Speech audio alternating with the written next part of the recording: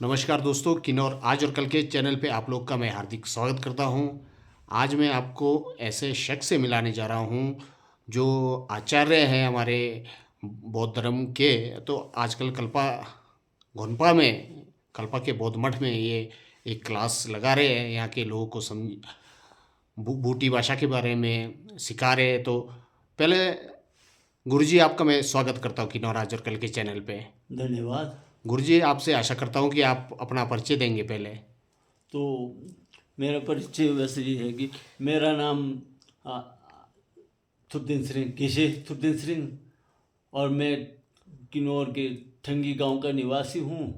और मेरी पढ़ाई जो हुए वो छुस्कुलिंग बौद्ध सेवा संघ के अंदर में अंतर्गत फिर मैं साउथ में कर्नाटका में जबून लोसली मोनेस्ट्री से वो करता हूँ, संबंध रखता हूँ। और उसके बाद बीच में मैं वहाँ से छोड़ के कुछ वर्षों के लिए वहाँ से निकल के बनारस गया था। बनारस में सारनाथ में जो बोटी मतलब तिब्बती संस्थान, केंद्रीय तिब्बती उच्च संस्थान के नाम से था, तो वहाँ से मैंने शास्त्री का उपाधि हासिल किया। और उसके बाद मैं वहाँ से नीचे जाके शहर में जाके संपूर्णानंद संस्कृत विश्वविद्यालय से आचार्य का उपाधि हासिल किया। और वहाँ से पुनः मैं साउथ में वापस कर्नाटक में जाके वहाँ हमारे रेपून लोसलिंग मोनेस्ट्री से मैंने वहाँ से गेशे की उपाधि हासिल की। और उसके बाद मैं सन 2002 में अपने पढ़ाई को पूरा करके फिर किन्नौर आया। और किन्नौर आके मैं वहाँ से यहाँ पीओ में अभी जो छुस्कुलिंग बौद्ध सेवा संघ के नाम से जो बहुत बड़ा मठ है, मंदिर है, जो आज किन्नौर में शायद और सबसे बड़ा मंदिर माना जाएगा। और उसी में सबसे ज़्यादा भिक्षुगण भी उसी में रहते हैं। और उस मंदिर के जो स्थापक थे, उस मंदिर को जिसने स्थापना की वो मतलब खदरा के घिशेर मुझे घिशे पदे सिंह नाम जी के नाम से जाने जाते थे। उनका वो उन्होंने जो तो सन 2002 में निर्वाण को प्राप्त कर दिया था। और मैं उसके बाद यहाँ किन्नौर आके उसके बाद से यहाँ 4-5 साल तक वहाँ मैं छुस्कुलिंग बौद्ध सेवा संघ में एक इंचार्ज के रूप में रहा। और उसके वहीं से मैंने ये गांव-गांव में जाके भूटी पढ़ाना आरंभ किया। तो इस तरह से मेरा संक्षिप्त ये परिचय इसी तरह है। गुरुजी बहुत बहुत धन्यवाद आपका। गुरुजी आपसे मैं जानना चाहूँगा धर्म के बारे में। गुरुजी धर्म है क्या है? ठीक। तो धर्म के बारे में ऐसा कि सामान्यतः धर्म को जो तो हम दो भागों में बांटते हैं। मतलब दो भागों में कैसे, एक तो धर्म को मतलब एक साधारण या सामान्य धर्म कहते हैं। एक आज के डेट में हम जो धर्म की उससे बहुत ज़्यादा प्रसिद्धि भी है। और एक हम जो तो उसको धर्म जो अलग सा लेते हैं। तो उसके बारे में कहना चाहिए तो ये धर्म इसी तरह धर्म का पहले तो हमारे को धर्म के बारे में जानना हो तो धर्म की परिभाषा को समझना पड़ेगा। जी। डेफिनेशन जो बोलते हैं धर्म की परिभाषा होती है। तो संस्कृत में धर्म की परिभाषा करते हुए कहते हैं कि धारयति इति धर्म, मतलब जो धारण करता है वही धर्म है। ठीक। तो धारण करने का मतलब यहाँ वैसे धारण करने का बहुत मतलब निकलता है। जैसे हम किसी से चीज़ लेते हैं उसको भी धारण करना, ग्रहण करना या धारण करना वो एक ही अर्थ में आता है। और फिर कुछ वस्त्र पहनते हैं उसको भी धारण करना है कि नहीं। तो यहाँ ऐसा कि यहाँ धारण करना का मतलब ये है कि हर चीज़ हर वस्तु जो भी होता है उसका हर एक का एक अपना स्वभाव होता है। उस स्वभाव को वो हमेशा धारण किए रहता है, मतलब उसको कभी छोड़ता नहीं। जी। इवन ये कि हम जैसे इंसान होते हैं, हम मनुष्य हैं, तो मनुष्यों का भी अपना अपना अपना स्वभाव अलग अलग होता है कि नहीं। और दूसरी चीज़ें एक उदाहरण देना, जैसे अग्नि का अपना स्वभाव होता है कि जलाना। जी। किसी चीज़ को जलाना अग्नि का स्वभाव होता है। तो वो अपने वो जलाने का जो स्वभाव होता है उसको कभी वो छोड़ता नहीं है। जी। जी। उसी तरह जल का, पानी का भी अपना स्वभाव होता है कि बहना और गीला करना और बहना, वो अपने स्वभाव को किसी तरह से कभी कहीं भी छोड़ता नहीं है। जी। इसलिए ये परिभाषा ये हो जाता है। तो अपने अपने जो भी चीज़ है, जितने भी वस्तु, चाहे वो प्राणी हो चाहे प्राणी के अलावा हो, प्राण जो प्राणहीन हो, कुछ भी हो, तो उनका सबका अपना अपना एक क्या बोलते हैं स्वभाव होता है, उसको कभी छोड़ते नहीं। इस हिसाब से देखा जाए तो ये दुनिया में जितने भी वस्तुएं हैं, चाहे प्राणी हो चाहे प्राणी के अलावा कुछ और हो, सभी मतलब धर्म में आ जाते हैं, ठीक है नहीं। तो जी जी अभी यहाँ हम जो धर्म की बात कर रहे हैं वो एक धर्म विशेष है, ये साधारण नहीं बल्कि एक धर्म विशेष है। यहाँ भी शायद धारण करने के अर्थ यहाँ भी आता है। तो धारण करना मतलब यहाँ दूसरे चीज़ों की तरह उसको कहीं लेना या कहीं जकड़ना या ऐसा तो नहीं होता है, लेकिन यहाँ एक ये क्या बोलते हैं साधारणता या सीधा सीधा तो जकड़ते हुए दिखाई नहीं देता है, लेकिन एक अदृश्य रूप से हमारे को जकड़ने के समान काम करता है।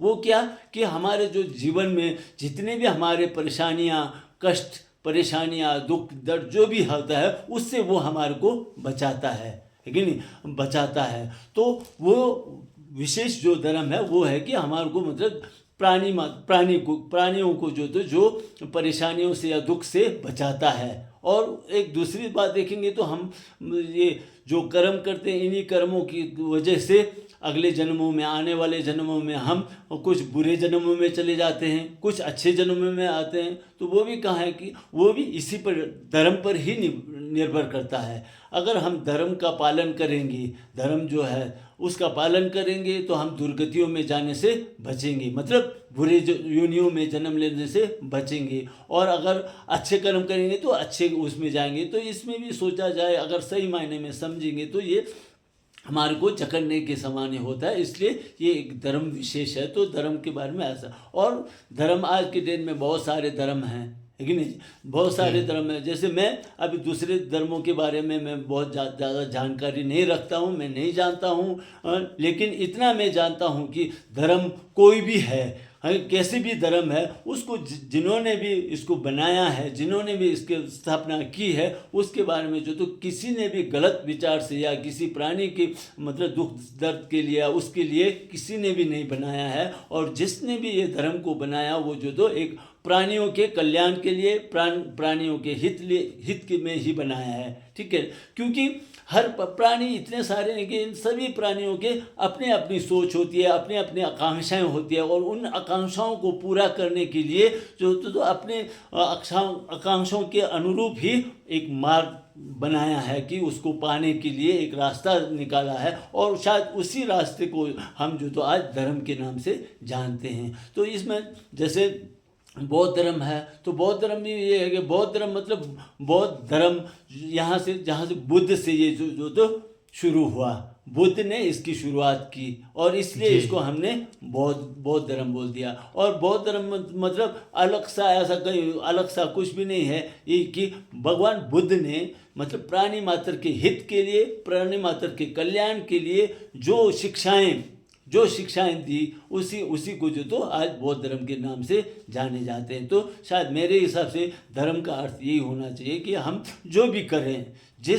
करें उससे अगर हमारे अंदर की जो बुराइयां हैं, कुरीतियां हैं, बुराइयां, खासकर हमारे अंदर जो ये हमारे को बिगाड़ने वाला मोह, राग, द्वेष, अहंकार, ईर्ष्या इत्यादि, है कि नहीं, इससे जो तो हमारे को दुख पैदा भी इसी से होता है कि नहीं, दुख भी इसी से होता है, कष्ट भी इसी से होता है। तो इनको दबाने के लिए अपने अंदर अगर ये उभरता है और उसको हम वहीं इनको दबाने के लिए, इनको कुचलने के लिए जो भी हम प्रयास करेंगे, शायद वो मेरे हिसाब से उससे बढ़कर दूसरा अच्छा धर्म जो है तो नहीं हो सकता है। तो धर्म हम इस तरह से इसको हम धर्म बोलेंगे। जी बिल्कुल, बहुत बहुत धन्यवाद, आपने महत्वपूर्ण जानकारी दी। गुरुजी और भी जानना चाहेंगे धर्म के बारे में। आपने कहा अब जो बौद्ध धर्म की जो विशेषताएं हैं जिसको हम अपने में ले सकते हैं अच्छाइयों को, उनके बारे में आपसे जानना चाहेंगे गुरुजी। अच्छा, तो ये कि बौद्ध अभी मैंने जो बोला, मतलब धर्म जो तो बौद्ध धर्म जो तो बुद्ध के जो उपदेश हैं, है कि नहीं, बुद्ध के जो उपदेश हैं, बुद्ध ने जो हमें मार्ग दर्शाया है, दिखाया है, उसी को आज हम बौद्ध धर्म के नाम से जानते हैं और उसी पर हम अनुसरण करने की कोशिश करते हैं।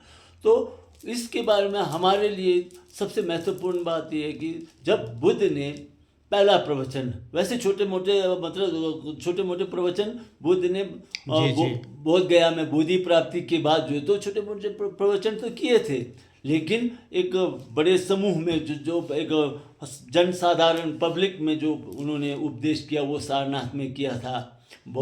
बोध गया से बोधि प्राप्ति के बाद वो बोध गया से चल के आए, सारनाथ में आए। अब इसके बारे में क्यों आए, कैसे आए, ये बोलूँगा तो शायद यहाँ बहुत बातें लंबी चौड़ी हो जाएगी, इसलिए मैं वो नहीं कहूँगा। तो मैं ये कहूँगा कि वहाँ बुद्ध ने जो सबसे पहला प्रवचन जो दिया है उसमें जो तो चार अर्थ सत्यों पर प्रवचन दिया, ठीक है जी। और वो चार अर्थ सत्य जो तो एक कहीं से नया खोज के या नई बातें तो नहीं कही, बल्कि वो यही कही कि आज हमारे साथ जो बीत रहा है, हम जिसको भुगत रहे हैं, हम जो भुगत रहे हैं या हमारे साथ जो बीत रहा है, उन्हीं बातों को ये केंद्रित करके जो तो उन्होंने उपदेश दिया। तो जो उसको हम बोलते हैं चार अर्थ सत्य। चार अर्थ सत्य तो पहले तो हमारे को ये समझना पड़ेगा कि चार अर्थ सत्य क्या चीज़ है, ठीक है नहीं। तो चार अर्थ सत्य मतलब ये है कि चार अर्थ सत्य, ये दुख अर्थ सत्य, दुख जो हम दुख को देखते हैं तो दुख अर्थ सत्य पहला है, दुख अर्थ सत्य। दूसरा समुदय अर्थ सत्य जी। तीसरा ये निरोध अर्थ सत्य। चौथा मार्ग अर्थ सत्य। ये चार अर्थ सत्य हैं। तो इनको चार अर्थ सत्य इसलिए कहते हैं कि ये आर्यों की दृष्टि में सत्य है। बाकी आर्य किसको बोलते हैं? आर्य मतलब जो इस सांसारिक बंधनों से निकल चुके हैं, जो मतलब सचमुच ज्ञान को प्राप्त कर चुके हैं, उन्हीं को जो तो आर्य कहते हैं। और उनके नज़रों में सत्य होना आर्य सत्य हो गया। और दुख जो तो ये एक सत्य है, हम देख रहे हैं, है कि नहीं। तो सबसे पहले हमारे को दुख को समझना पड़ेगा, ठीक है। दुख को अब ये दो हेतु और दो वे बोलते हैं फल बनते हैं, है ना जी। तो दो हेतु क्या है, पहले तो फल क्या है, एक तो दुख है, दुख भी फल है, दुख फल है। दूसरा निरोध है, ये भी फल है। अब ये फल है तो ये फल क्या है, इनको प्राप्त करने के लिए तो हमारे इसके कारण होंगे। ये दुख आता है तो दुख भी बेवजह बिना कारण का तो आता नहीं है कि। तो इसलिए बुद्ध ने दुख अर्थ सत्य में यही दुख का परिचय दिया है, ठीक है। दुखों का परिचय दिया, दुख किसे कहते हैं, क्या होता है, ये कैसे होता है, ये दुख का परिचय जो तो दुख अर्थ सत्य में दिया। तो यहाँ बुद्ध ने जो दुख अर्थ सत्य के बारे में बताया, तो यहाँ दुख को बुद्ध ने 3 भागों में बांट रखा है। तो वो हमारे साथ हो रहा है, आप शायद आपको इसी में समझ में आ भी जाएगा, ठीक है। तो क्या है, एक है दुख दुखता, पहला मतलब दुख दुखता। और दूसरा विपरिणाम दुख, तीसरा संस्कार दुख। तो ये 3 दुख हैं, ठीक है। तो यहाँ पहले में क्या है, दुख दुखता मतलब यहाँ दुख डबल हो गया ना। तो दुख डबल आने का मतलब ये है कि पहले तो हम जो तो इस कर्म और क्लेशों के वशीभूत होके हम इस संसार में जन्म लेते हैं, तो यही दुख है जी। इस तरह से हम कर्म और क्लेशों के वशीभूत होके ये मतलब एक शरीर को लेके हम यहाँ इस संसार में जन्म लेते हैं, तो यही बहुत बड़ा दुख है। और शायद ये यहीं से हमारा दुख जो तो शुरू यहीं से हो जाता है कि नहीं। तो इसलिए दुख ये है, तो ये दुख हो गया, जन्म लेना ही दुख हो गया। उसके ऊपर फिर कहीं हम इस शरीर को लेने के बाद कहीं बुखार हो रहा है, कहीं हाथ टूट रहा है, कहीं पैर टूट रहा है, कहीं कुछ हो रहा है, कहीं कुछ हो रहा है। तो एक तो जन्म लेना दुख हो गया, और उसके ऊपर दूसरे दुख जो तो कहीं सर दर्द होना, पैर दर्द होना। तो इस तरह से दुख दुखता जो तो इस तरह से इसको डबल जोड़ दिया गया, ठीक है नहीं। और दूसरा है विपरिणाम दुख। विपरिणाम दुख मतलब कुछ क्षण के लिए हम सुख का एहसास भले करें, लेकिन वो अंततोगत तो पुनः जो तो वो दुख में ही परिवर्तित होता है। तो इसके लिए मतलब उदाहरण देंगे, तो उदाहरण इसके लिए ये जो सांसारिक सुख जो है, जो जिसको हम आज सुख मान के चल रहे हैं, सांसारिक सुख, जैसे भूख लगी तो कुछ खाए तो सुख का अनुभव कर रहे हैं, लेकिन ठंड लगी तो कुछ आग सेक लिया या कुछ कर लिया तो सुख का अनुभव करते हैं। तो ये सब कुछ क्षणों के लिए अनुभव, सुख का अनुभव ज़रूर होता है, लेकिन पुनः जो तो वो दुख में ही बदल जाता है। एक उदाहरण के लिए मैं कह दूं, तो जैसे हम एक खाना ही खा लें, बहुत बड़ी तेज़ भूख लगी है, और बड़ी तेज़ भूख लगी है, और जाके हमारे को अपने मनपसंद का बड़ा अच्छा भोजन मिल गया, तो हम आँख मूंद के खाएंगे तो वो कभी थोड़ा ज़्यादा हो गया तो फिर कहीं पेट गड़बड़ हो रहा है, कहीं उल्टियाँ हो रही, कहीं कुछ हो रहा है। तो जो क्षण भर के लिए हमने सुख का अनुभव किया, वही जो तो अगले क्षण जो तो वो दुख में परिवर्तित हो गया, है कि नहीं। सांसारिक सुख हम जो भी मानते हैं वही है, ऐसा ही रहेगा, ठीक है जी।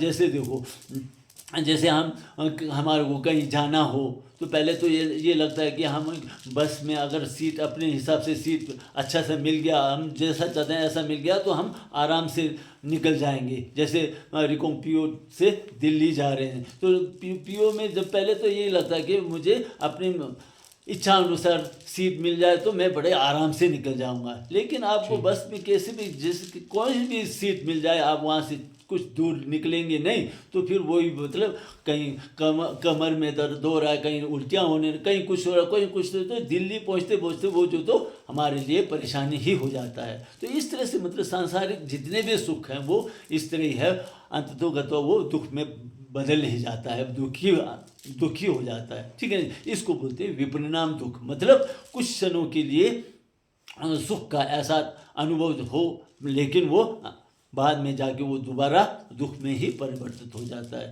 लेकिन। और तीसरा दुख ये कि हम जो ये जन्म लेना, उसके बाद बुढ़ापा, और उसके बाद क्या बोलते हैं मरणोपरांत जो मरते समय जो रोग लग जाता है, कैसा हमारे किन्नौरी में बोलते हैं ना, शीतोलांचो जो बोलते वो।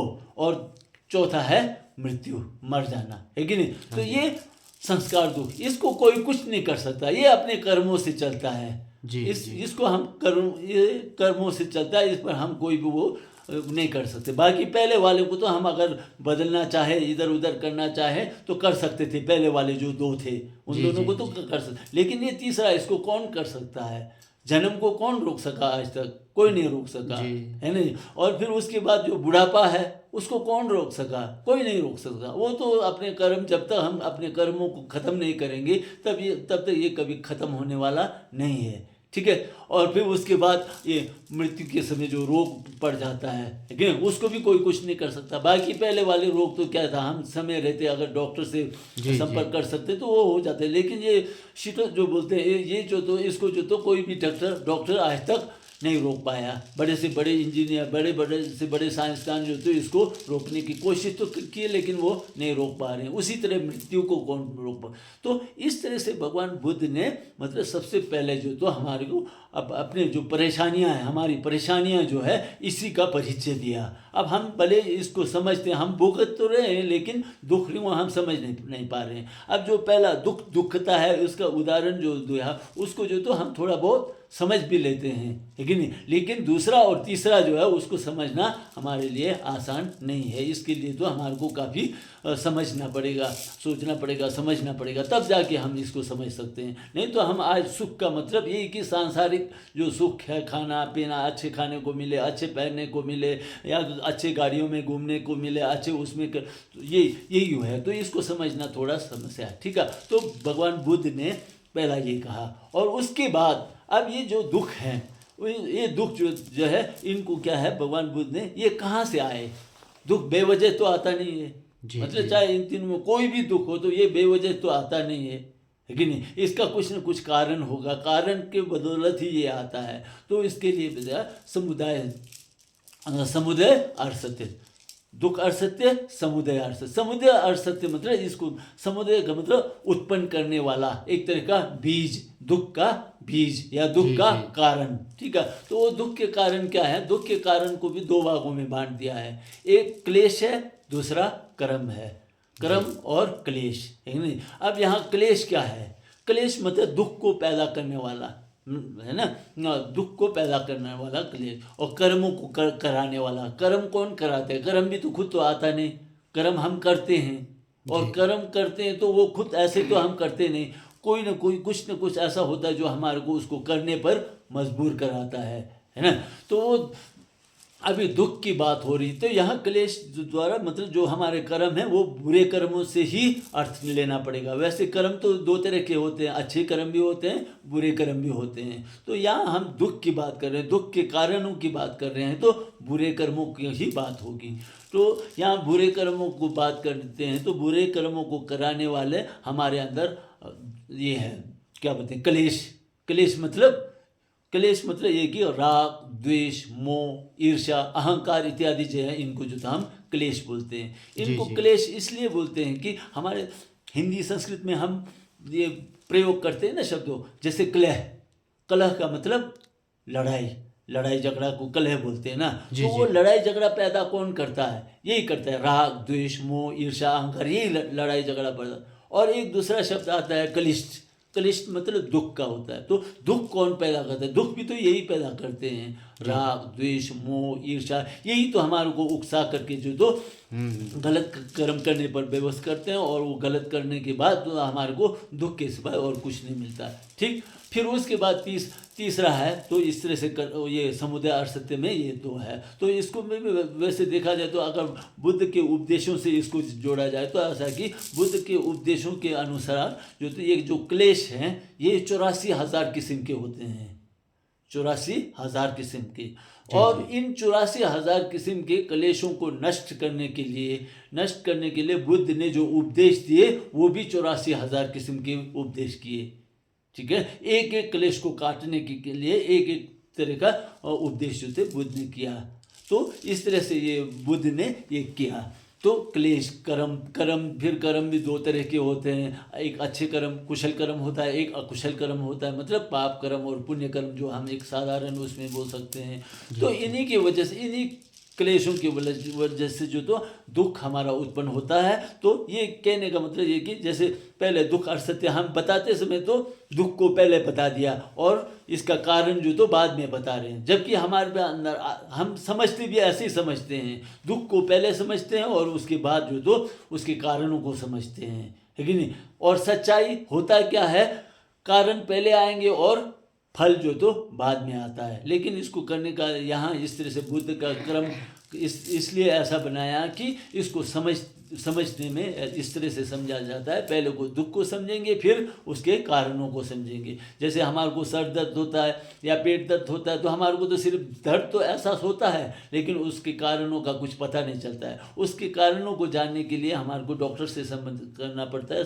डॉक्टर के पास जाएंगे तब जाके डॉक्टर बोलता है हाँ आपका ये हुआ है इसलिए ये हो रहा है। ठीक है जी। तो इस तरह से मतलब दुख और समुदाय जो ये एक कारण हो गया, एक फल हो गया, एक हेतु हो गया, एक फल हो गया। उसी तरह अब ये तो बुराई में हो गया, दुख में हो गया, और उसी तरह दो जो तो फिर अच्छे में आएगा, जो एक को हम निरोध बोलते हैं, निरोध और सत्य। निरोध का मतलब रोकना ना, क्या रोकना, मतलब अपने कर्मों को रोकना, बुरे कर्मों को करने से रोकना, इसी को हम निरोध कहते हैं। ठीक है, तो इसको निरोध को रोकना आसान काम तो है नहीं। अब इसको रोकने के लिए तो पहले हमारे को ये कर्म, क्लेश, इन चीज़ों को सबको समझना पड़ेगा, तब जाके हम, अब ये आसान नहीं है, लेकिन तो इसको रोकना तो पड़ेगा। इसको रोकने के लिए फिर कुछ इसके भी कारण हैं, रोकने के तरीके। जैसे दुख को करने के लिए कर्म और क्लेश आए, वैसे ही यहाँ जो तो निरोध को प्राप्त करने के लिए भी कुछ कारण है। वो क्या है, उसको बोलते हैं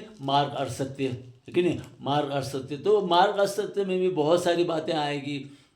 हाँ, एक आज सीधा सीधा देखेंगे तो पहले आज एक आर्य अष्टांगिक मार्ग बोल के होता है बौद्ध धर्म में, आर्य अष्टांगिक मार्ग, है कि नहीं। तो वो उनका अनुसरण करेंगे, उनको समझेंगे, उसका फॉलो करेंगे, उसका अनुसरण करेंगे, तो धीरे धीरे हमारे ये जो बुरे कर्म करने के ये खुद ब खुद रुक जाएंगे, और एक दिन जो ये पूरी तरह नष्ट हो जाएगा और हम निरोध को प्राप्त कर लेंगे।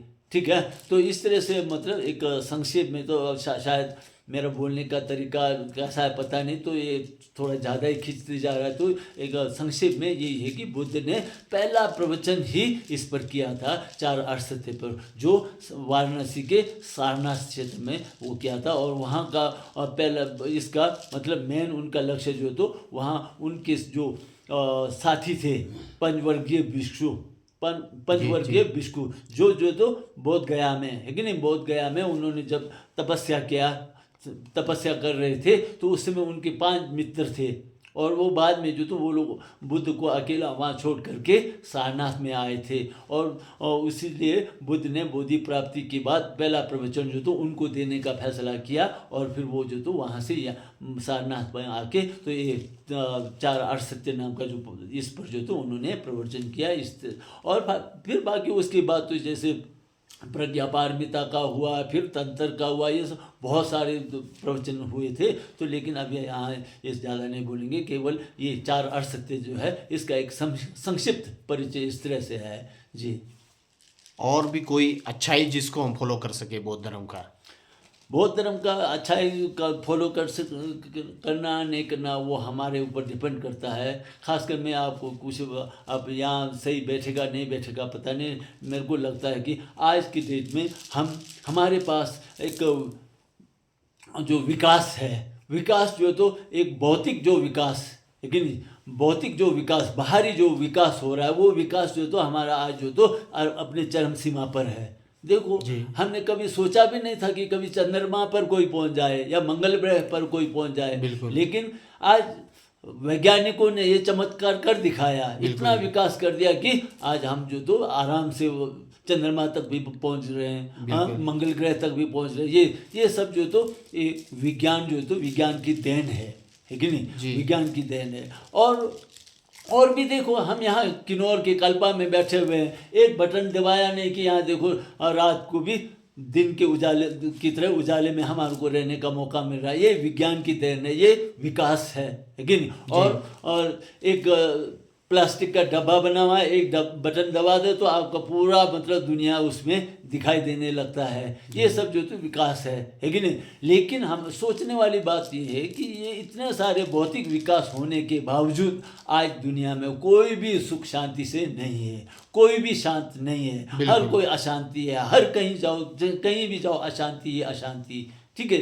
तो इसलिए मैं कहना ये चाहता हूँ कि हम जो सुख शांति की कामना करते हैं वो केवल भौतिक विकास से सुख शांति की कामना नहीं कर सकते। भौतिक विकास से सुख शांति की कामना नहीं कर सकते। अगर भौतिक विकास से सुख शांति की कामना कर सकते तो सुख शांति की स्थापना हो सकती। तो आज के डेट में कहीं भी किसी भी जगह जो तो अशांति नाम की कोई चीज़ नहीं होनी चाहिए थी, क्योंकि मैंने अभी जो 2-4 बातें मैंने गिना इसलिए, ठीक है। तो इसलिए मैं ये कहना चाहूँगा कि सुख शांति के लिए भौतिक विकास के साथ साथ आध्यात्मिक विकास मतलब मानसिक विकास भी होना बहुत ज़रूरी है। और मानसिक विकास या आध्यात्मिक विकास के लिए जो तो हमारे को धर्म के मार्ग पर ही चलना पड़ेगा। धर्म कोई भी हो, आप मैं ये नहीं बोलूँगा कि बौद्ध धर्म ही, मैं नहीं बोलूँगा, क्योंकि धर्म का जो जिन्होंने भी धर्म का प्रवर्तन किया, धर्म को अपनाया, वो सब जो तो कहीं ना कहीं उन्होंने वहाँ जो कोई ना कोई कुछ न कुछ खासियत को देखा है और इसलिए उन्होंने धर्म का वो किया। तो अब मैं दूसरे धर्मों के बारे में मुझे जानकारी भी नहीं, इसलिए नहीं बोलूँगा। आप बौद्ध धर्म को ही देख लीजिए। बौद्ध धर्म में मतलब मानसिक, बौद्ध धर्म में हर कदम पे बुद्ध के हर वचन जो है तो उसमें जो तो ये मानसिक विकास, आध्यात्मिक विकास की ही बात की है। जैसे अभी मैंने 4 अर्थसत्यों के बारे में बताया, तो पहले क्या है, दुख के बारे में परिचित कराया। अब उस दुख को नष्ट करने के लिए जो उसके कारण बताए गए है कि नहीं, तो उन्हीं को समझेंगे तो यहाँ जो तो हमारे को सुख शांति इसी से प्राप्त हो सकता है, ठीक। तो कैसा, जैसे अभी दुख और सत्य के बारे में बताते हुए समुदय या दुख को बताते हुए वहाँ आपको बताया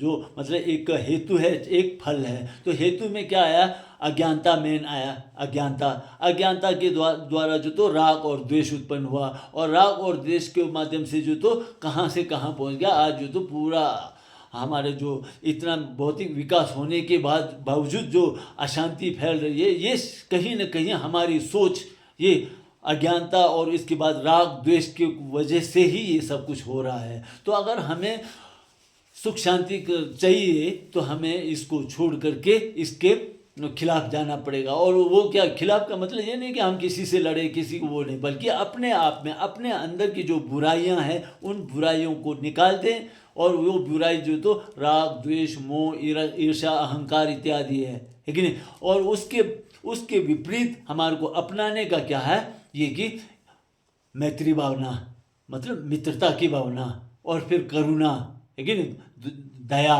करुणा, ये बुद्ध ने जो उपदेश दिए यही तो बताए हैं, ठीक है। इनको लेके हम अगर चलेंगे तो मानसिक विकास इसी से होगा, आध्यात्मिक विकास इसी से होगा, और इसी के साथ सुख शांति की स्थापना इसी से होगी। अब आप देख लो ना, जैसे मैत्री भावना मतलब मित्रता की भावना, और ये मित्रता की भावना यहाँ जो बताया जा रहा है, बुद्ध ने जो कहा वो केवल हम इंसानों तक सीमित नहीं रखा है। मतलब हमारे को मित्रता की भावना हर प्राणी, जितने भी प्राणी हैं उन सभी के प्रति मित्रता की भावना अगर हम कर सकें तो लड़ाई झगड़े का कोई वो नहीं, कि किसी का वो नहीं है। और करुणा, तो मित्रता की भावना ये है पहला। और दूसरा हम करुणा बोलते हैं ना, करुणा मतलब करुणा ये है कि जब हम किसी के साथ मित्रता की भावना करेंगे तो हम उसके सुख की कामना करेंगे ना। अपना जो एक, वैसे आपका भी होगा कोई बेस्ट फ्रेंड है कि नहीं, तो बेस्ट फ्रेंड है तो उसके प्रति आपने उसको अपना बेस्ट फ्रेंड माना तो आपके मन में उसके प्रति कभी गलत भावना, कभी गलत विचार जो तो आ ही नहीं सकता। आप हमेशा उसके लिए सुख शांति की कामना करेंगे, और हमेशा आप यही मानेंगे कि उसके दुख दर्द को किस तरह से दूर किया जाए, ठीक है। तो ये दुख दर्द को मैत्री भावना मतलब अपने दोस्त के प्रति हमेशा सुख की कामना करना, और उससे ऊपर जो तो मैत्री करुणा मतलब उसके दुख दर्द को दूर करने की सोचना, दुख दर्द को दूर करना, लेकिन और दूर मैं करूँगा, ठीक। और तीसरा है मुदिता मतलब उसके अपने दोस्त को सुख शांति, दोस्त के सुख शांति को देख के अपने आप में भी खुशी जाहिर करना, खुद भी प्रसन्न होना, ये मुदिता होता है। और चौथे नंबर पर आता है कि एक समस्त प्राणी मात्र के प्रति जो तो एक समता की भावना होना चाहिए। समता मतलब सबके प्रति एक ही भावना, ना कोई मेरा है ना कोई तेरा है, ठीक है। और उसमें वहाँ कहा गया कि तेरे मेरे भावना को छोड़ करके, ठीक है, और किसी के प्रति राग द्वेष को छोड़ करके सबके समान। तो समानता तो वैसे देखा जाए तो प्राणियों में समानता तो होता नहीं है, होता है। हम इंसान हैं, एक गाय है, एक कुत्ता है, एक मछली है, एक सांप है कि नहीं, तो उनको हम समान कैसे देख सकते हैं? एक सोचने वाली बात है। अगर हम सीधा सीधा देखें तो हम बोलेंगे यार कैसे हो सकता है ये कैसे हमारे तो यहाँ समता की भावना लाने के लिए एक बात तो हमारे में सब में समानता है ही है, चाहे वो सांप है, चाहे वो शेर है, चाहे वो इंसान है, चाहे हाथी, जो भी है, एक बात समानता तो ज़रूर है। मतलब हमारे शेप और शरीर जो तो अलग अलग भले हो गए, लेकिन जो तो एक बात समानता है, वो हमारी एक सोच जो है तो वो मिलता जुलता है सबका सोच। क्या मतलब कोई भी प्राणी होता है तो सुख की कामना करता है और दुख की कामना कोई नहीं करता। सुख को चाहता है और दुख को कोई नहीं चाहता। इस हिसाब से देखा जाए तो सभी समान, सबकी सोच एक ही हो गई कि नहीं। हम इंसान हम आज इतना सारे बहुत कुछ कर रहे हैं, क्यों? हमारा लक्ष्य ये है कि हम कहीं सुख को प्राप्त करें और हमारा दुख जो तो दूर हो जाए। और वही काम जो तो दूसरे, चाहे कीड़े मकोड़े हो या कोई बड़े बड़े जानवर हो, उनका भी लक्ष्य यही होता है कि बस सुख। अब वो सुख शांति और दुख दर्द को पहचानने के वो अपने अपने तक है, लेकिन उसको पहचान कर उसको करने का तरीका अपना अपना अपनाते हैं, लेकिन जैसे हम इंसानों को देखो ना, हम सब चाहते तो क्या, सुख चाहते हैं, सुख शांति चाहते हैं, और उसके लिए कोई कृषि करता है, कोई व्यापार करता है, कोई नौकरी करता है, कोई कुछ करता है, लेकिन सबका लक्ष्य तो एक ही है ना, करने का तरीका अलग अलग हो गया। इसी तरह अन्य पशु पक्षियों से, जानवरों से भी यही है कि वो भी चाहते सुख है, लेकिन उसको प्राप्त करने का तरीका अलग अलग हो गया। तो इस तरह से हम देखेंगे तो मेन पॉइंट हम यहीं उतरेंगे कि मतलब कोई भी वो है, हाँ, कोई भी प्राणी है तो वो सुख को चाहता है और दुख को नहीं चाहता है। तो बुद्ध ने इसी को मतलब केंद्रित करके, इसी बात को केंद्रित करके इस पर जो तो उन्होंने हर उपदेश, उनका जितना भी उपदेश हुआ, जितना भी वो 84,000 किस्म का मैंने जो भी बोला था, वो सब जो तो इन्हीं बातों पर केंद्रित होके फिर उन्होंने उपदेश किया। और किस तरह से हमारे अंदर ये दुख दर्द या अशांति को पैदा करने वाले जो हमारे अंदर की जो बुराइयां हैं वो है, ठीक है, उनको दूर करने के लिए ही इस तरह से उन्होंने उपदेश दिए हैं, ठीक है। अब बहुत लंबा चौड़ा तो हम इसको बोल नहीं सकते। अब 84,000 किस्म का मैंने क्लेश बता दिया, 84,000 किस्म का उसको उपदेश बता दिया, तो उसको समझना या बोलना मेरे जैसों की बस की बात नहीं है। लेकिन बुद्ध ने बुद्ध को पता था कि बाद में ऐसे भी लोग आ सकते हैं, तो इसलिए उन्होंने इसको एक संक्षेप में भी कर दिया। संक्षेप में ये कर दिया कि सब पापस अकर्णं कुशलस्य उपसंपदा सचित्त परियोदपन्नं एतानं बुद्धानं शासनं। ठीक, ये जो तो पाली शब्द है, पाली का है ये, पाली। तो ये इसका मतलब बुद्ध ने ये कर दिया कि ये जो 84,000 के चाहे क्लेश हो या 84,000 के जो धर्म सकंद उन्होंने 84,000 का किस्म का जो धर्म सकंद उन्होंने उपदेश किया था, उसका संक्षिप्त वो है। तो इसमें ये बता रहे हैं कि सब पापस अकर्णं मतलब सभी पाप, किसी भी तरह के पाप अगर छोटे से छोटा हो तो भी उसको नहीं करनी चाहिए। सब पापस अकर्णं का मतलब यही हो गया कि सब मतलब पाप छोटे से छोटा हो तो भी मतलब नहीं करना चाहिए, अर्थात किसी भी पाप को हमें नहीं करना चाहिए। और कुशलस्य उपसंपदा, कुशलस्य उपसंपदा मतलब कुशल कर्म, कुशल मतलब पुण्य काम जो है, पुण्य काम जो है वो छोटे से छोटा हो तो भी उसको नहीं छोड़ना चाहिए, उसको कर डालना चाहिए। ठीक है, दो बातें आ गई और फिर तीसरे में आ गया। तो इन दोनों के लिए हमें ज़रूरत किस बात की है? अपने चित्त को, अपने मन को अपने वश में करना। सचित्त परियोदपन्नम, सचित्त परियोदपन्नम मतलब कुल मिला जुला के बुद्ध का जो उपदेश है वो सब यही बताता है कि हर प्राणी को अपने चित्त, अपने मन को अपने वश में करना है। आज हम अपने वश चित्त को वश में ना करने की वजह से हम ये सब गलत काम कर रहे हैं। मन जो बोलता है वो हम कर बैठते हैं, तो वो अच्छा तो कुछ बोलता नहीं। अच्छा के लिए तो हमारे को बहुत सोचना पड़ता है, समझना पड़ता है, तब जाके करते हैं थोड़ा बहुत। वो करते भी हैं तो कुछ क्षणों में फिर उसमें फिर विकार आ ही जाता है। लेकिन बुराई में तो हम पता नहीं महीने साल है कि जिंदगी भर जो तो इस तरह करते रहते हैं। ठीक, तो इस तरह से ये कहा है। और फिर उसमें अंतिम वाक्य ये है कि मतलब एतानं बुद्धानं शासनं, एतानं बुद्धानं शासन मतलब जो ऊपर के 3 वाक्यों में 3 बातें जो कही, पाप को नहीं करना है, पुण्य को करना है और मिला के अपने चित्त को अपने वश में करना है। यही जो तो बुद्ध का शासन है। बुद्ध का शासन है मतलब बुद्ध के शिक्षा। तो ये सब जितने भी बुद्ध के उपदेश हैं इनको समेट करके इसमें ला दिया जाता है। तो इस तरह से देखा जाए तो बुद्ध के हर वचन जो तो हमारे लिए मतलब वो पालनीय है, करने योग्य है, क्योंकि बुद्ध का ऐसा कोई भी वचन नहीं है जिसके माध्यम से जो तो किसी दूसरे को दुख पहुंचाने की बात कही गई हो या किसी दूसरे को परेशान करने की बात कही हो। ऐसा शायद कहीं भी वो नहीं मिलता है। ठीक है, तो इसलिए हमारे को बुद्ध के वचनों को फॉलो करना है, तो इन बातों को ध्यान देना है। क्योंकि बुद्ध ने 2 रास्ते बताए। 2 रास्ते क्या?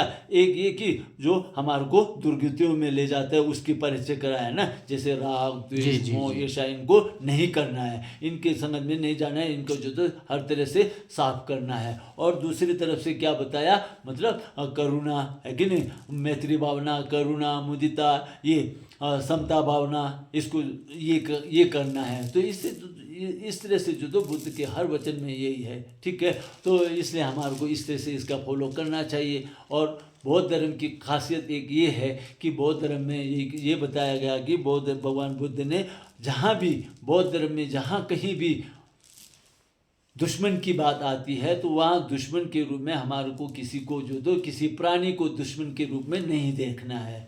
ठीक है, नहीं, प्राणी को दुश्मन के रूप में नहीं देखना। हमारा सबसे बड़ा दुश्मन है तो वही कि हमारे अंदर की जो अज्ञानता है वही हमारा सबसे बड़ा दुश्मन है। अज्ञानता, इसी अज्ञानता के चलते हमारे अंदर तेरे मेरे की भावना आ जाता है। और जब तेरे मेरे की भावना आ जाता है तो उसी से जो तो राग द्वेष उत्पन्न हो जाता है। और यही राग द्वेष जो तो हमारे को बाहरी दुश्मन जो तो यही पैदा करते हैं। इसलिए दुश्मन की बात कहे तो यहाँ हमारे को प्राणी को नहीं बल्कि अपने अंदर की बुराइयों को, जैसे अज्ञानता है, अज्ञानता से राग द्वेष मोह ईर्ष्या अहंकार, ये जो तो बहुत बड़े दुश्मन माने जाते हैं। ठीक, और दूसरी तरफ फिर धर्म में ये जहर की बात आती है। तो जहर की बात आती है, जहर भी ये आज हम लोग जो मेटासिड वगैरह जो बाहरी जहर है तो ये इतना वो नहीं खतरनाक नहीं है जितना कि हमारे अंदर यही राग द्वेष मोह ईर्ष्या इत्यादि जो जहर है, इनसे खतरनाक जहर भी कुछ भी नहीं है।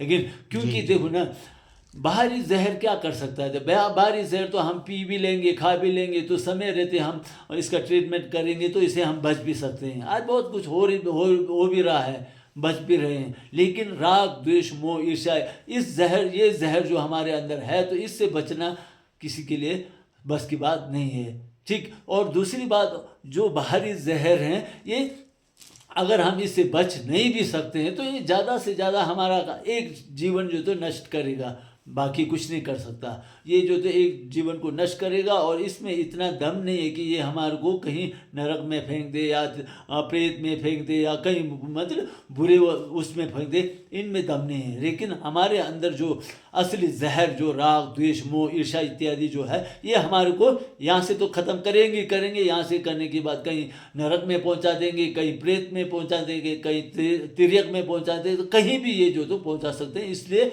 इससे बढ़कर जहर भी नहीं है। ठीक। और दूसरी बात गंदगी की आती है, तो गंदगी की बात आती है तो भी यहाँ बौद्ध के अनुसार जो तो गंदगी भी यही सबसे बड़ी गंदगी है।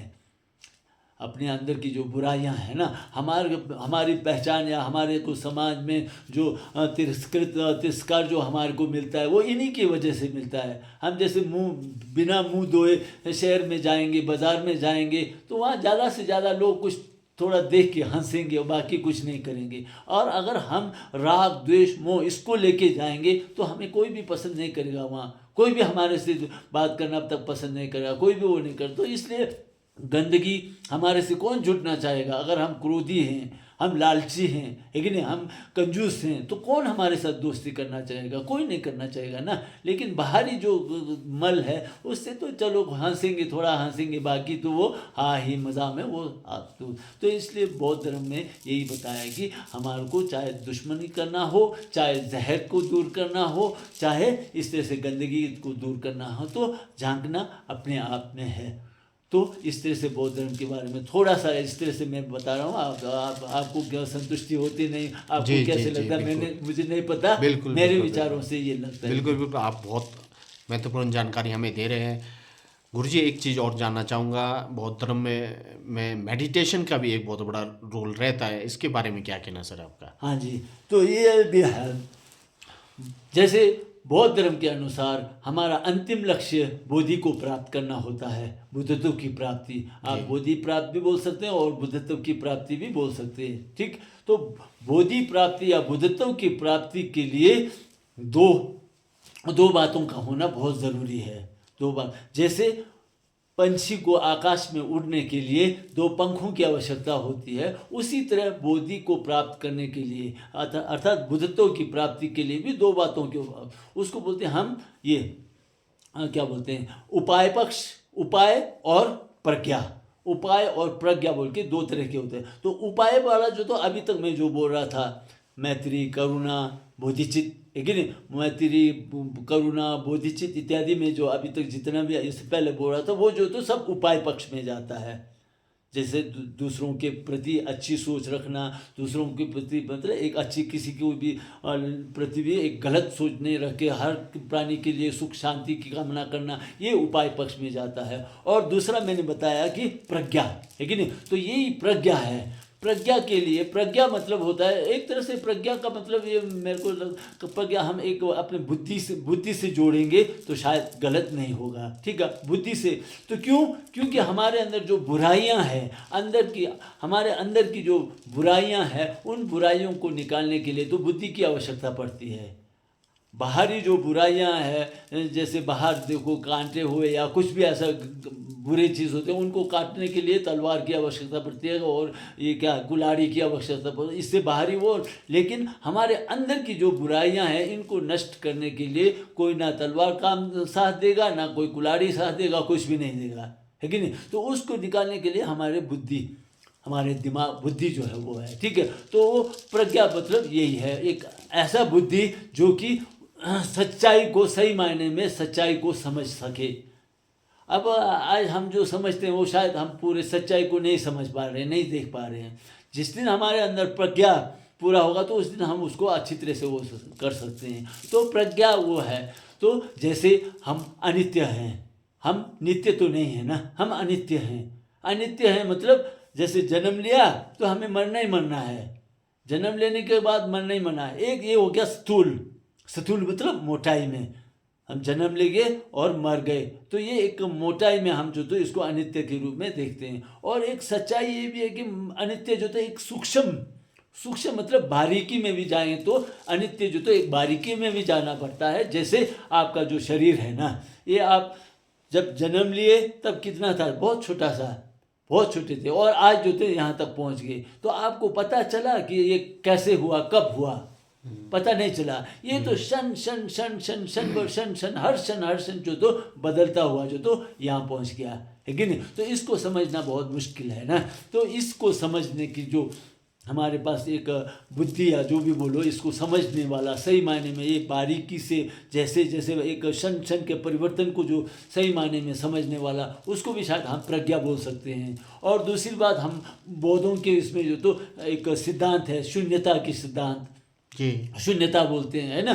तो शून्यता के सिद्धांत है। शून्यता मतलब ऐसा नहीं कि जैसे एक कमरा खाली, शून्य मतलब गोल ना, बीच में कुछ भी नहीं, खाली, एम्प्टीनेस बोलते हैं ना, तो वो इस तरह से खाली उसको नहीं बोलेंगे। तो यहाँ शून्यता का मतलब ये है कि शून्य मतलब वो हमारे को कुछ दिखता है, दिखता है, एहसास होता है, लेकिन उसमें जाके हम खोजने जाएंगे, उसका निरीक्षण करने लग जाएंगे, उसको खोजने जाएंगे तो हमें कुछ भी पकड़ में आता नहीं है। ठीक है, इसके लिए हम एक उदाहरण देंगे। वो जैसे आकाश में ये आता है ना कि इंद्रधनुष, इंद्रधनुष क्या होता है, मतलब 7 रंगों का बनता है ना। तो वो देखने में बहुत सुंदर लगता है, देखने में बहुत सुंदर लगता है, लेकिन वहाँ जाके हम पकड़ना चाहेंगे तो उसको हम नहीं पकड़ सकते, वो हाथ में आने वाला है नहीं, है कि नहीं। सिर्फ दिखाई दे रहा है, एहसास हो रहा है, लेकिन सामने पकड़ने के लिए कुछ भी नहीं है। तो उसी तरह हर वस्तु जो तो बौद्धों के अनुसार हर वस्तु ऐसा ही है, एहसास हो रहा है, लेकिन उसको पकड़ने जाएंगे तो पकड़ में आता नहीं है। जैसे हम खुद को देखेंगे, अब मैंने आपको बोला ना मेरा नाम थुप्देन श्रिंग, मैंने पहले परिचय में मैं अब इस शरीर में मैं थुप्देन श्रिंग को खोजने जाऊंगा तो कहीं भी नहीं मिलेगा। सर थुप्देन श्रिंग है नहीं, नाक, कान, मतलब बॉडी का हर पार्ट को तो पकड़ में कुछ भी नहीं आया, लेकिन ये सब ऐसा इकट्ठा हुआ तो उसको हमने थोप दिया कि थुप्देन श्रिंग, ठीक है। तो इससे एहसास तो करा दिया, लेकिन पकड़ में आता नहीं है। तो हर वस्तु जो तो इस तरह से जोड़ा जाता है, और वो जो पकड़ में नहीं आ रहा है उसी को हमने शून्य बोला। अर्थात इसका मतलब संक्षेप में यही है कि मतलब स्वभावतः शून्य, स्वभाव से कुछ भी नहीं है, जो कुछ भी है वो एक दूसरे से मिल के जुल के जो तो एक चीज़ तैयार होता है, उसको हम नाम दे देते हैं, कल्पना द्वारा कल्पित करा जाता है कि नहीं। तो वो असलियत में देखा जाए तो कुछ भी नहीं होता है। तो यहाँ देखो ना, कोई भी चीज़ है, आप इस तरह से उसमें निरीक्षण करेंगे तो आपको पकड़ में कुछ भी नहीं आएगा, लेकिन दिखेगा, एहसास होगा, हाँ जी ये है, ये है, ठीक। तो इस तरह से ये जो तो शून्यता का सिद्धांत इस तरह से लेंगे, और ये अनित्यता और शून्यता को जो सही मायने में समझने वाला जो बुद्धि है उसी को हम प्रज्ञा बोलेंगे, ठीक। तो ये 2 चीज़ें हैं, उपाय और प्रज्ञा। तो उपाय मैंने पहले ही बोल दिया, दया भावना, करुणा, है कि नहीं, मैत्रिता की भावना, बोधिचित्त की भावना करना, ये सब जो तो उपाय पक्ष में आता है, और अभी जो ये है ये प्रज्ञा में आता है। तो अब बोधि प्राप्ति के लिए इन दोनों का होना, उपाय और प्रज्ञा दोनों का होना बहुत ही ज़रूरी है, ठीक। ये इतना समझ गए। तो अब आपका सवाल ये था कि मतलब ये मेडिटेशन के बारे में है कि नहीं, तो मेडिटेशन को मैं यहाँ जोड़ूंगा। अब ये अनित्यता को जानने के लिए और ये प्रज्ञा क्या बोलते हैं, शून्यता को समझने के लिए क्या करना पड़ेगा, हमारे सबसे पहली बात होती है हमारे चित्त की एकाग्रता। चित्त की एकाग्रता होना चाहिए, मतलब मन को हम एक ठिकाने पर रख सकें। जी जी। आज देखो ना, हम अच्छाई में जो तो चित्त को एक जगह रखना हमारे लिए 1 मिनट 2 मिनट 1 मिनट के लिए भी बहुत मुश्किल हो जाता है, नहीं। और जब वो नहीं होता है तो खास करके अच्छाइयों में आप सोचने लगते हैं, तो पता नहीं 1 मिनट 2 मिनट सोच पाते हैं नहीं पाते हैं, उसमें दिन में जो तो दिमाग में कई कचरे बढ़ जाते हैं, और वो हमारा जो अच्छी सोच जो वो भ्रष्ट हो जाता है, भंग हो जाता है। और ये ऐसा भंग ना हो। अब इस तरह से सोच के हम अनित्यता तक पहुंचना या शून्यता तक पहुंचना हमारे लिए पॉसिबल नहीं है, सक्षम वो नहीं है। तो इसलिए हमारे को क्या है, पहले अपने चित्त की एकाग्रता, चित्त की एकाग्रता मतलब एक हम आलम्बन को लेंगे, एक चीज़ आलम्बन मतलब एक केंद्र बिंदु को बनाएंगे और उस केंद्र बिंदु को बना करके अपने चित्त को उस पर ठहराने की कोशिश करेंगे और धीरे धीरे धीरे जाके उस पर ठहरेगा। और उसमें बहुत सारे प्रोसीजर होते हैं, है ना। अभी बौद्धों के अनुसार अभी हम जो इसके लिए करते तो वहाँ पहले तो मतलब इसमें चित्त की एकाग्रता या शमस को वो करने में कुछ दोष होते हैं, उन दोषों को दूर करना होता है। उन दोषों को दूर करने के लिए कुछ संस्कार होते हैं, उनको अपनाना पड़ता है। 5 दोष होते हैं, उसको दूर करने के लिए 8 संस्कारों का प्रयोग करना पड़ता है। फिर उसके बीच में फिर ये 6 बलों का प्रयोग करना पड़ता है क्या। तो इस तरह से हमारी चित्त अवस्था जो तो वो 9 तरह की चित्त अवस्थाएं होती है, उनको समझना पड़ता है। तो वहाँ पहुँचने के बाद फिर हम एक प्रशब्दी नाम का एक चीज़ मिलता है, वहाँ वो प्रशब्दी को वो भी 2 तरह का होता है। तो इस तरह से करके मतलब शमथ पर पहुँचेंगे। शमथ मतलब शमथ पर पहुँचेंगे तब हमारा चित्त जो तो हम जितना मतलब एक पॉइंट पर एक केंद्र बिंदु पर एक केंद्र पर जो तो जितना भी रखना चाहें हम रख सकते हैं। तब हमारा चित्त कभी भी जब तक हम नहीं चाहेंगे तब तक वो नहीं हिलेगा, वहाँ से कभी नहीं हिल सकता। ठीक, तो उसी को हम शमथ बोलते हैं। और यही मेडिटेशन का मतलब ये शुरुआती यही है। और यहाँ से आगे जाएंगे, शमथ पर पहुँचेंगे और शमथ पर जब पहुँचेंगे फिर वहाँ से हम निरीक्षण करना शुरू कर देंगे। चित्त की एकाग्रता तो सिद्ध हो गई। चित्त की एकाग्रता सिद्ध होने के बाद फिर हम देखेंगे कि मतलब ये अनित्य है तो क्यों है, कैसा अनित्य बना, क्यों अनित्य है, तो इन बातों का निरीक्षण करना। और फिर दूसरी तरफ शून्य है तो शून्य क्यों है, कैसा है कि नहीं, कैसे शून्य है। तो इस तरह से ये सब जो तो इसी में आता है। मेडिटेशन का यही महत्व है। जब तक मेडिटेशन करके हम अपने चित्त की एकाग्रता को स्थापित नहीं करेंगे तब तक हम जो तो प्रज्ञा पक्ष से दूर ही रहेंगे। और हमारे बोधि जो तो हम जब प्रज्ञा पक्ष इन दोनों पक्षों में से एक दूर रहा तो हम बोधि की कामना कर ही नहीं सकते। जैसे पंछी जो तो आकाश में उड़ता है, ठीक है, उड़ने के लिए उसको दोनों पंखों की आवश्यकता होती है। और उसको अगर एक पंख को काट करके उसको छोड़ दिया जाए तो लाख कोशिश करेगा मगर वो उड़ नहीं पाएगा। ठीक इसी तरह हमारे बुद्धिज़्म के मुताबिक ये कि हमारा जो लक्ष्य है बोधि प्राप्ति का जो लक्ष्य है उसमें जब तक हम ये उपाय और प्रज्ञा दोनों को साथ बराबर लेके नहीं चलेंगे तब तक हम वहाँ तक पहुँचना हमारे लिए संभव नहीं रहेगा। इसलिए मेडिटेशन जो तो इसलिए भी इसका महत्व जो तो बढ़ जाता है इसमें मेडिटेशन। और मेडिटेशन केवल बौद्धों का ही नहीं है, मेडिटेशन हर धर्म में होता है, हर उसमें होता है। साधारण देखा जाए तो यहाँ मतलब धर्म से नहीं जुड़े हो तो उनके लिए मेडिटेशन की आवश्यकता तो होती है, क्योंकि वो सुख शांति तो वो भी चाहते हैं कि नहीं। तो मेडिटेशन में ऐसा होता है कि मेडिटेशन में बैठ जाएंगे तो हम कुछ समय के लिए जितना अभी एक शुरुआती मामले में भी शुरुआती जब हम मेडिटेशन करते हैं उसमें भी ऐसा होता है कि जब हम अपने उसमें थोड़ा अपने आलम्बन पर अपने मन को रख सकते हैं तो वहाँ भी हमारे जो जितने भी ये अपनी समस्याएं होती है वो हमारे से दूर हो जाता है और हम जो तो वहाँ सुख शांति का अनुभव यहाँ भी कर सकते हैं। फिर धर्म से जोड़ के जाएंगे तो फिर वो कहाँ से कहाँ पहुँच जाता है। ठीक है जी, एक अंतिम सवाल गुरुजी मैं आपसे करना चाहूँगा। लोग आजकल मनुष्यता को भूल करके धर्म के नाम पर लड़ते रहते हैं, ये मेरा धर्म बड़ा वो सो कई आते रहते हैं स्वीकारे, उनके लिए क्या कहना चाहेंगे सर? उनके लिए तो मैं खुद अज्ञानी हूँ तो मैं ज़्यादा तो नहीं कह सकता, लेकिन मैं यही कहना चाहूँगा, एक शब्द कहूँगा तो यही कहूँगा कि आज जितने भी धर्म हैं हमारे को जो तो तेरा मेरा की भावना को छोड़ना चाहिए।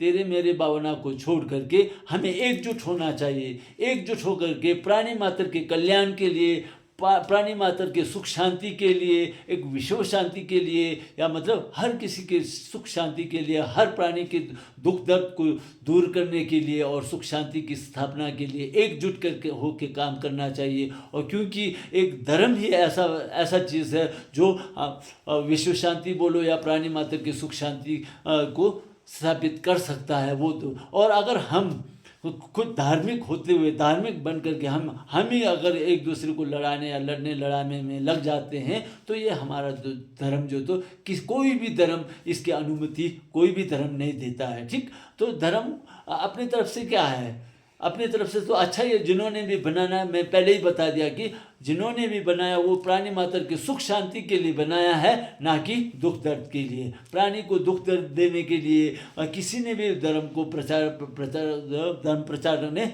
वो नहीं किया है। ठीक है, वो आज हम इंसानों की कमज़ोरी है। हम जो तो बाहरी ये जो मैंने विकास बोला ना, भौतिक विकास और आध्यात्मिक विकास, अब आज जो तो मेरे को ऐसा लगता है कि मतलब हम सभी प्राणी जो तो जितने भी हमने, खासकर इंसान जो तो भौतिक विकास के चकाचौंध में ऐसा जकड़ गया कि उसको दूसरा कुछ दिखाई नहीं देता, और वास्तव में दुख दर्द क्या है, वास्तव में सुख शांति क्या है, उसी को समझ नहीं पा रहे। इसलिए ये सब हो रहा है। इसलिए मैं यही कहना चाहूँगा कि हम कोई भी धर्म है तो कोई भी धर्म बुरा कोई भी नहीं है कि नहीं? बुरे मतलब बुरा कोई भी नहीं है। और धर्म को बनाने वाले ने कोई किसी भी धर्म को एक गलत सोच से, बुरे सोच से जो तो नहीं बनाया है। हाँ, वो बनाने वाले ने भी हर प्राणी के मतलब कल्याणार्थ है कि नहीं, प्राणी के सुख शांति के लिए को मद्देनज़र रखते हुए धर्म का प्रचार किया है।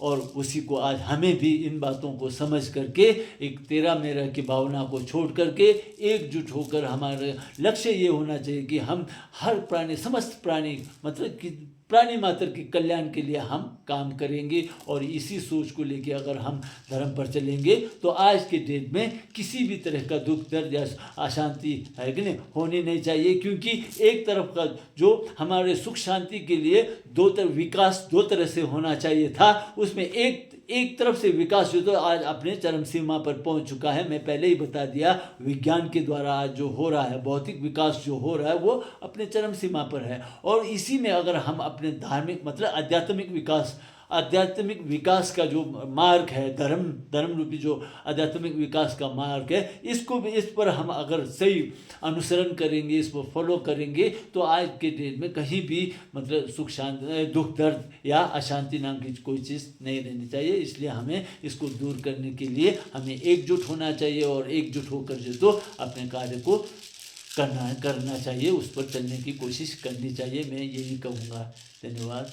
गुरुजी, आपका बहुत बहुत धन्यवाद। और मैं सौभाग्यशाली हूँ जो आपके अनमोल वचन को मैं आज सुन रहा हूँ यहाँ पे। तो आपने महत्वपूर्ण जानकारी दी, आपका बहुत बहुत धन्यवाद। धन्यवाद जी, धन्यवाद।